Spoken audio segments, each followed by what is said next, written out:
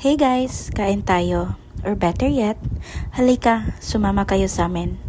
Kasi alam niyo ba, habang ang dami dyan na nagpapahinga paggabi, kami naman ang sister ko, nagsisimula pa lang ang araw. Yep, we're working night shift. Gising na gising habang tahimik ang mundo. At promise, pag nagtatrabaho ka buong gabi, lalo na yung tipong wala nang bukas, hindi lang basta pagkain ng food mo. Para siyang ilaw sa dilim, reward mo sa sarili mo. After ng mahabang oras ng emails, deadlines, at lahat ng ginagawa namin habang natutulog ang lahat, may isang lugar talaga na laging tinatawag kami. Kahit anong oras pa yan. And guess nyo na yon, Jollibee. Always a classic food for us. May special feel talaga pag nagddrive kami papuntang Jollibee. Usually mga bandang madaling araw, habang himbing pa ang araw.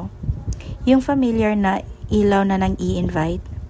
Yung amoy ng Chicken Joy na humahalo sa hangin. Ay, grabe. Para siyang yakap pagkatapos ng malamig na gabi. Ilang beses na kami nag-late night Jollibee run ng sister ko. At feeling ko, bawat isa, parang mini celebration na nakapagtapos na naman kami ng shift. Ritual na namin yan. Pantagal pagod at banding na rin. Sa loob, kadalasan tahimik. Ang sarap ng feeling bago ka magka-rush ng umaga. Kami lang, yung paborito naming upuan, at isang mesa ng punong-puno ng pure happiness. Yung crispy, juicy na Chicken Joy, yung matamis-asim na spaghetti, yung perfectly seasoned na fries. Ay bet na bet ng pagod ng katawan namin yan.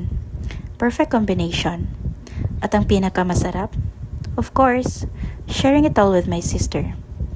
Ito na yung time namin na magkwentuhan ng shift namin, yung mga nakakatawang nangyari ng mga random na pumapasok sa isip ng 3 a.m. It's way more than just eating. It's our sisterly debrief.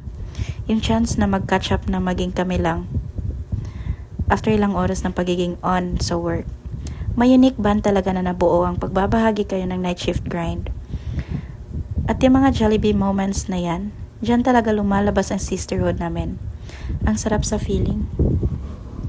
So, habang nilalasap namin ang bawat kagat, hindi lang kami kumakain.